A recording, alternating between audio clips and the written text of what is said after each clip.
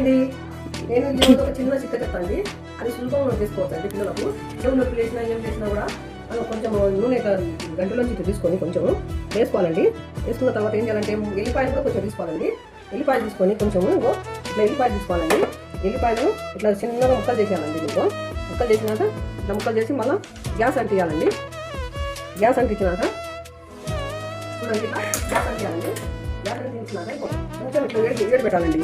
వేడి పెట్టిన తర్వాత కొంచెం బాగా సిమ్లో పెట్టాలండి. శుభ్రం పని అండి, ఈజీ, ఎవరైనా చేసుకోవచ్చు. పిల్లలకు మంచిగా ఆరోగ్యం ఉంటుందండి. ఆ మందు పెట్టి చెవులు చేయకుండా చేస్తే చాలా మంచిదండి. చెవు కూడా దాడి ఉండదు, నీరు కాదు చెవులో. చాలా మంచిదండి చిన్నపిల్లలకు. వెనకట మేము మా పెద్దవాళ్ళు అట్లే చేసుకోవాలండి. మేము కూడా ఇప్పుడు మా పిల్లలకు అట్లే చేసుకుంటా.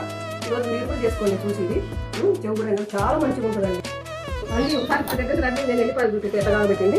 చూడండి, ఇట్లా ఎదగైనాయండి. ఎదగైనాక ఏం చేయాలంటే ఇది పక్కకు తీసేయాలండి. చిన్నగా వేరే దాంట్లోకి తీసేయాలండి. పక్కకు ఇట్లా గట్టిగా వేసి వేరే దాంట్లోకి తీసేయాలండి. అంతే, వేరే దాంట్లో తీసేసి మన అమ్మాయి చెవులో వెళ్ళాలి. కొంచెం సన్నగా చల్లార్చి చల్లారుతుందండి. బాగా ఇట్లా చల్లగా అయిపోయింది. మంచిగా చల్లగా అంతే సన్నగా. చూడండి, ఇట్లా వేస్తే కొంచెం ఇట్లా అని చెవు ఇట్లా అన్నాకండి కొంచెం దూది పెట్టాలండి. ఇంకా కొద్దిసేపు ఉంచి దూది పెడితే